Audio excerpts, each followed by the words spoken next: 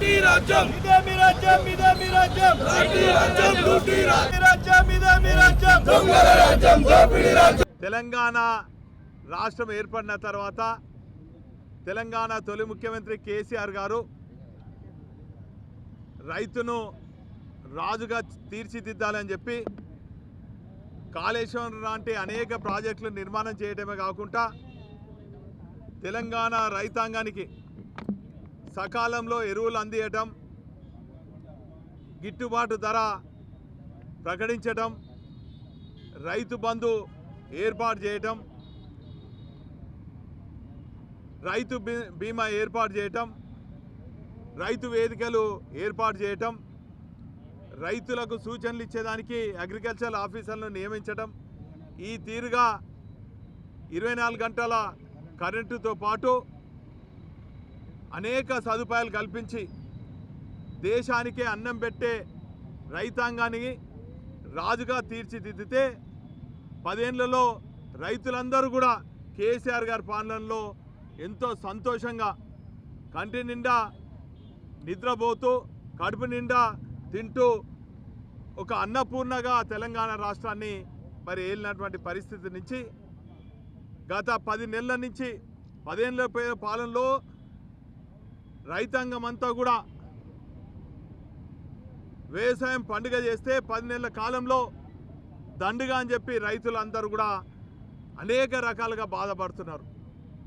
ఈరోజు చూస్తే ఎక్కడ లేని విధంగా రైతులపైన కక్ష సాధింపుతోని రైతులు వ్యవసాయం చేసుకొని పొట్టగూటి కోసము కూలీనాలి చేసుకొని తమ సొంత పొలాలలో పంటలు పండిస్తుంటే ఈరోజు వారి పొలాలను గుంజుకొని ఫార్మసిటీ పేరిట, ఇండస్ట్రీస్ పేరిట వారి పొలాలను లాక్కొనడం ఈ మధ్యకాలంలో చూస్తున్నారు. లాక్కొనడమే కాకుండా ప్రతిఘటిస్తే ఆ రైతులపైన అక్రమ కేసులు పెట్టడమే కాకుండా జైళ్ళలో ఉంటే వారు అనారోగ్యంతో బాధపడుతుంటే వారికి సంఖ్యలు లేచి ఇటు ఆసుపత్రికి తీసుకుపోవటాన్ని చూస్తుంటే ప్రజాస్వామ్యవాదులందరూ కూడా దీన్ని తీవ్రంగా ఖండిస్తారు. అందుకే ఈరోజు రాజ్యాంగం పైన ప్రమాణం చేసినటువంటి ప్రభుత్వాలు రాజ్యాంగంలో ఉన్నటువంటి హక్కులను, రైతాంగ హక్కులను కాలరాస్తున్నటువంటి సందర్భంలో ఈరోజు భారత రాష్ట్ర సమితి పిలుపు మేరకు అన్ని నియోజకవర్గ కేంద్రాలలో, అన్ని మండల కేంద్రాలలో రైతుల పక్షాన ఈ గులాబీ దండు బీఆర్ఎస్ పార్టీ శ్రేణులందరం కూడా రాజ్యాంగ నిర్మాత అయినటువంటి బాబాసాహెబ్ అంబేద్కర్ గారికి మరి రైతులు ఎదుర్కొంటున్నటువంటి సమస్యలకు కూడినటువంటి వినతి పత్రాన్ని ఇవ్వడం జరిగింది. ఈరోజు ఇంతటితో మేము ఆగము. అటు మా బీఆర్ఎస్ పార్టీ శాసనసభ్యులు ఖచ్చితంగా ఈ అంశాలను అసెంబ్లీలో లేవదీస్తాం.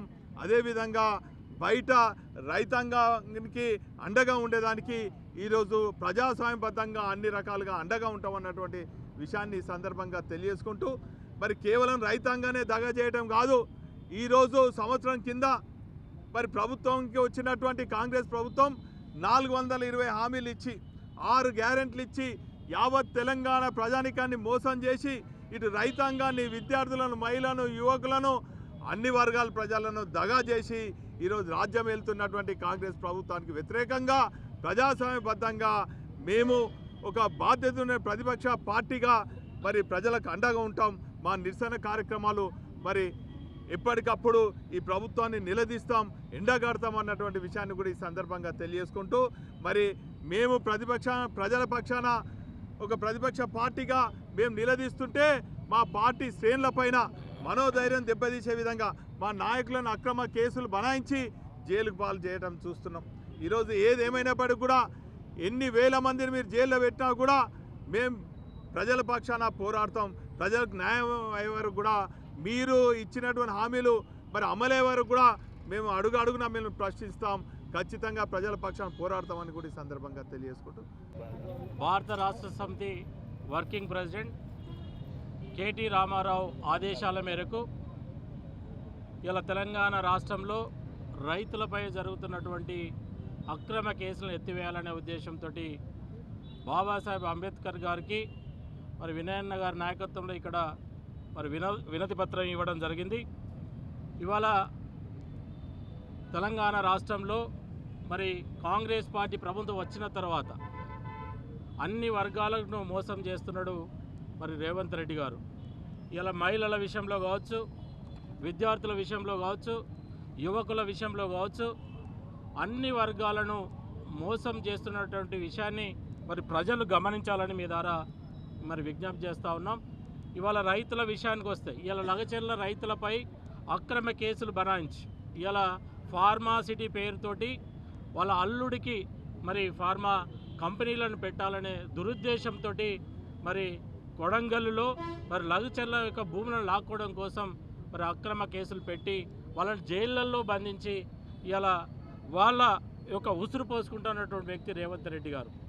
ఇవాళ గతంలో తెలంగాణ రాష్ట్రం ఏదైతే ఏ లక్ష్యం కోసమైతే నీళ్లు నిధులు నియామకాల కోసం కేసీఆర్ నాయకత్వంలో తెలంగాణ రాష్ట్రాన్ని సాధించామో అవన్నీ కూడా తుంగలో తొక్కి అన్ని వర్గాలను మోసం చేస్తున్న రేవంత్ రెడ్డి గారికి బుద్ధి చెప్పాల్సినటువంటి బాధ్యత ఈ ప్రజలపైన ఉంది, మేధావులపైన ఉందని ఈ సందర్భంగా మీ ద్వారా తెలియజేస్తా ఉన్నాను. ఇవాళ మరి కేసీఆర్ నాయకత్వంలో రైతును రాజు చేయాలనే ఉద్దేశంతో అనేక దేశంలోనే అలాగే ప్రపంచంలోనే ఎక్కడ లేనటువంటి స్కీమ్స్ను తీసుకొచ్చి రైతాంగానికి అందించినటువంటి మహనీయుడు మరి కేసీఆర్ గారు. ఇలా రైతు బంధు కావచ్చు, రైతు బీమా కావచ్చు, అలాగే మరి రైతులకు ఉచితంగా కరెంటు కావచ్చు, మరి నాణ్యమైనటువంటి ఎరువులను విత్తనాలను అందించినటువంటి కేసీఆర్ గారు ఈరోజు మరి ఈ 10 సంవత్సరాలు మరి కేసీఆర్ యొక్క నాయకత్వంలో రైతులను రాజును చేసినటువంటి ఘనత మరి అది కేసీఆర్కే దక్కుతుందనే విషయాన్ని కూడా ఈ సందర్భంగా తెలియజేస్తా ఉన్నాను.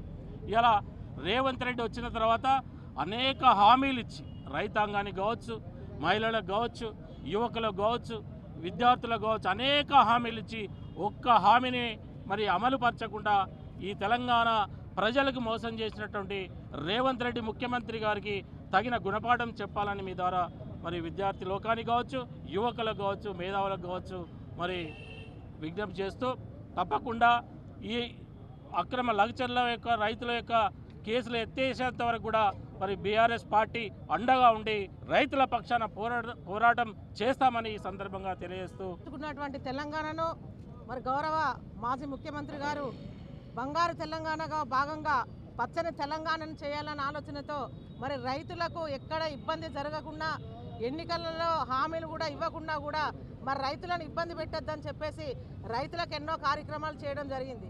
మరి మొన్న జరిగిన ఎన్నికల్లో కాంగ్రెస్ పార్టీ రేవంత్ రెడ్డి గారు అమలు కానటువంటి వాగ్దానాలు మరి 420 హామీలు ఏదైతే ఉన్నాయో ఆ 420 హామీలలో భాగంగానే మా ప్రభుత్వం రైతులకు 10,000 రూపాయలు రైతు బంధు ఇస్తూ ఉంటే 15,000 ఇస్తానని చెప్పిండు.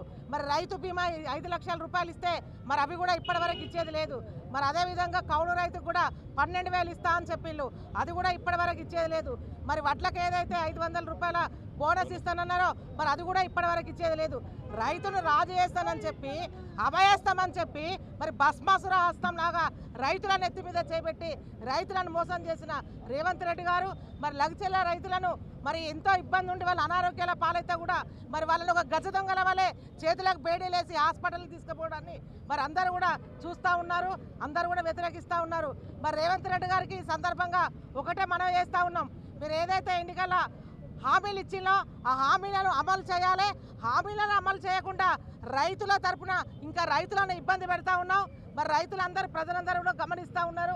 మరి ఏదైతే లగచెర్ల బాధితులు ఉన్నారో వెంటనే తక్షణమే వాళ్ళని విడుదల చేయాలని చెప్పేసి టీఆర్ఎస్ పార్టీ తరఫున మరి మా వర్కింగ్ ప్రెసిడెంట్ అయినటువంటి కేటీఆర్ గారి ఆధ్వర్యంలో మరి పశ్చిమ నియోజకవర్గం మాజీ శాసనసభ్యులు వినయన్న గారి ఆధ్వర్యంలో మరి ఈరోజు రాజ్యాంగాన్ని నువ్వు ఏ విధంగా బస్టు పట్టిస్తున్నావో మరి బాబా డాక్టర్ సాహెబ్ అంబేద్కర్ గారు చూడాలని చెప్పేసి మరి మేమందరం కూడా రిప్రజెంటేషన్ ఇవ్వడమైనది. మరి ఈ ఉద్యమాన్ని మేము ఆపము, లగచెర్లలో ఉన్నటువంటి రైతులను తక్షణమే విడుదల చేయాలని చెప్పేసి టీఆర్ఎస్ పార్టీ తరఫున మరి విన్నవిస్తూ ఉన్నాం. ఇది ముమ్మాటికి టీఆర్ఎస్ యొక్క రైతు మేలు కోరేటువంటి పార్టీ ఏదైనా ఉండదంటే ఈ తెలంగాణలో ఉండి టీఆర్ఎస్ఏ. అది టీఆర్ఎస్ ఎన్ని చేయాలనో రైతుకు అన్ని చేసినప్పటికీ కూడా మభ్యపెట్టి ప్రజల దగ్గర నుంచి ఓట్లు దండుకొని ఎంతవరకు రేవంత్ రెడ్డి రైతులను కూడా ఏడిపిస్తాడు.